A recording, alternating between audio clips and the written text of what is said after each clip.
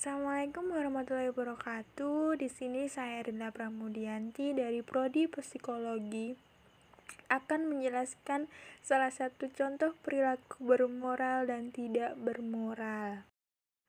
Salah satu contoh perilaku bermoral di sini yaitu toleransi beragama. Apa itu toleransi? Toleransi adalah sikap manusia untuk saling menghormati dan menghargai perbedaan, baik antar individu maupun kelompok. Untuk menghadirkan perdamaian dalam keberagaman, perlu menerapkan sikap toleransi pada diri kita masing-masing untuk melengkapi satu sama lain dalam perbedaan di antara sesama kita. Di negara kita Indonesia, terdapat beberapa agama yaitu Islam, Katolik, Kristen, Hindu, Buddha, dan Konghucu. Kita tidak boleh membeda-bedakan di antara kita semua. Menghargai pendapat mengenai pemikiran orang lain yang berbeda dengan kita, saling tolong-menolong antar sesama tanpa memandang suku, ras, atau agama. Contoh sikap menghormati dan menghargai, tidak memaksakan orang lain untuk menganut agama kita. Yang kedua, tidak mencela atau menghina agama lain dengan alasan apapun.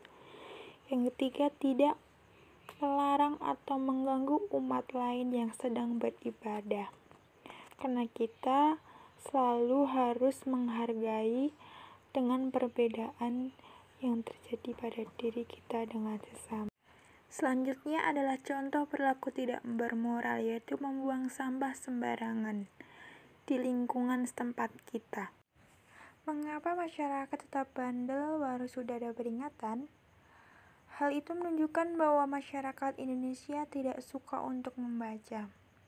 Sudah banyak keterangan peringatan jika tidak boleh membuang sampah sembarangan. Selain itu, masyarakat yang bandel itu tidak punya rasa kepedulian terhadap lingkungan sekitarnya. Dampak yang terjadi jika kita sering membuang sampah sembarangan yaitu pencemaran lingkungan dan tersumbatnya aliran sungai. Pencemaran lingkungan bisa disebabkan karena banyak dilakukan pembakaran sampah. Dari pembakaran sampah tersebut, timbullah asap yang mengandung banyak zat yang berbahaya untuk kesehatan kita, yaitu pernafasan kita karena sering menghirup kandungan zat yang di dalamnya. Dan tidak baik juga untuk lingkungan sekitar kita. Yang kedua, tersumbatnya aliran sungai bisa menyebabkan banjir apalagi di kota-kota besar. Agar tidak semakin banyak dampak yang terjadi karena kita sering membuang sampah sembarangan, kita harus mengubah perilaku kita untuk menjaga lingkungan. Kita bisa menerapkan perilaku untuk membuang sampah pada tempatnya. Ajarkan kepada adik-adik kita betapa pentingnya membuang sampah pada tempatnya. Lingkungan yang bersih berawal dari tingkah laku kita sendiri. Buanglah sampah sesuai dengan jenisnya agar bisa memilah dan memilih mana yang bisa didaur ulang dan tidak bisa didaur ulang. Kita juga bisa mendaur ulang sampah yang masih bisa dimanfaatkan, seperti contoh botol untuk membuat pot bunga atau plastik-plastik yang bisa dibuat kerajinan tangan yang dijadikan tas dan lain sebagainya. Ini adalah beberapa contoh dari barang-barang bekas yang bisa digunakan untuk kerajinan tangan, berupa pot, tas, atau tempat-tempat lain yang bisa digunakan untuk menaruh barang-barang.